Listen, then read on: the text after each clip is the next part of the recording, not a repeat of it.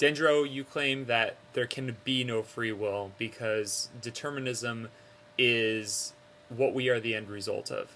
That if it were not for determinism, we would not even be here discussing whether or not we have free will. And that the mere discussion of free will is a result of innumerable amount of factors and series of cause and effects that have led us to be here, and all of the influences on our mind have brought us to these conclusions, and I am no better than a robot, just as you are no better than a robot.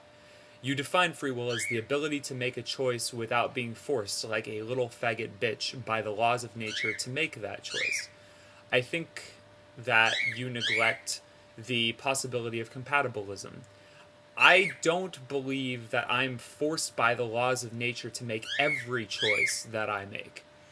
Compatibilism is the hypothetical ability to have chosen differently if one had been differently psychologically disposed by some different beliefs or desires. You claim to be opposed to randomness, but totally for determinism. That doesn't comply in my mind, because if everything is a result of determinism and nothing is random, then you would have to be a nihilist, which you very well may be. But what I know to be true is that for all I know, I did not bring myself here. I did not ask to be birthed. That was not a choice. So I exist not as a result of my choice, but rather as a consequence of something beyond myself, something divine. Now, what makes me sit here and debate with you is my ability to choose to pick up this book and transfer it to this hand, and then to hold it in front of you and show you the title of it, because I think that it's a good book. And so I recommend it. And I recommend and then I randomly choose to a page, and it's the page of the individual mind. And you might think that there is nothing random, and that, deep in my subconscious, I knew that this page was the individual mind page. And so, since I'm having a discussion based on the individual mind, that I just happen to pre-select that and open that. And, logically you may have a point, but also there is my knowledge that I didn't select that page, that was a completely random page, that could have been any random page.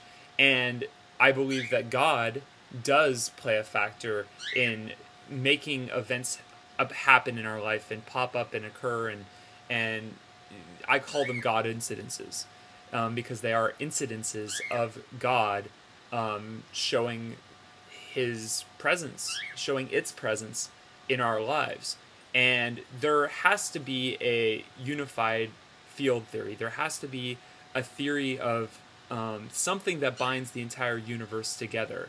If the universe started off as just a few molecules of chemical properties that expanded, then something is tethering that together. What is that? And why is it that so many things that have thought to have been impossible have shown that they are not impossible, like wireless internet and things of that nature? I believe that we as humans have elevated ourselves past the point of the apple that has to fall based on the wind. It doesn't have a choice because it's not a conscious entity, to the best of our knowledge. So it does not have that capacity for intelligence or ability, because it lacks, extremities to be able to hold on with something more than just a stem.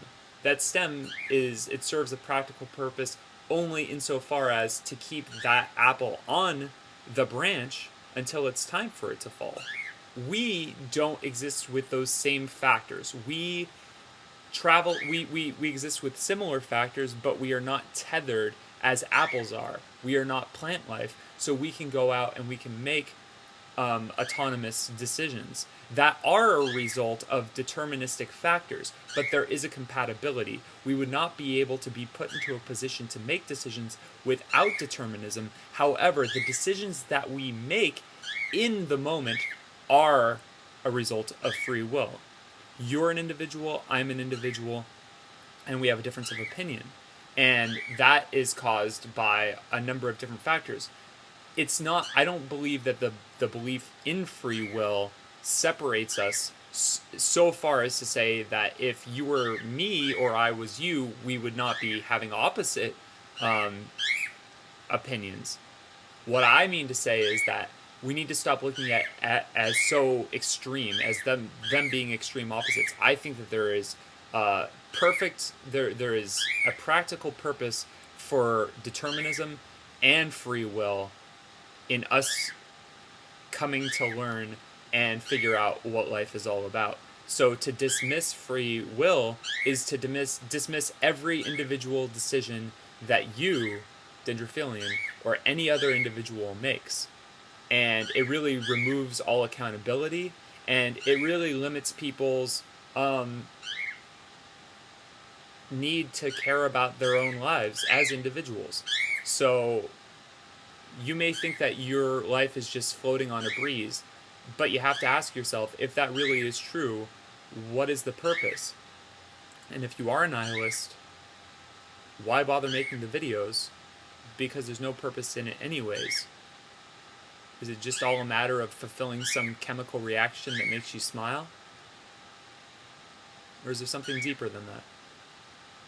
These are the fundamental questions that we all have to ask ourselves, and I think the debate is worth having. I think you're a really intelligent person that can go really far, and you know, if you market yourself right, you could be the next Henry David Thoreau, or the next, at the very least, a Richard Dawkins, or who knows, a Charles Darwin, or a Jesus Christ, or something like that. You have the capacity and potential. I just think that you would think through your arguments a little bit more than giving knee-jerk reactions. I have nothing to lose or gain by posting this video online. I just choose I choose to engage in an open discussion with you, and hopefully we can continue this discussion. But I would suggest that you not be about making a point, like choosing the topic of your conversation and then, you know, just hammering home that point, like, you are wrong. You need to think about all of these things that I've thought about, and if you can't come to the same conclusion that I have, that you're an idiot. And, you know, just all of the disrespect and spitting and all of that. I think that I hope that you do that for shock to get yourself attention, and I know that it's been successful, obviously. However, I just hope that we can just come to a compromise, really. I think that life isn't about life doesn't have to be about strife and conflict and fighting and argument. We can come to rational compromises. We can be agnostic. So there you go. Are you agnostic? What do you think of agnosticism? Do you find that it's a weak philosophical point? Hopefully you can answer. All right. Take care.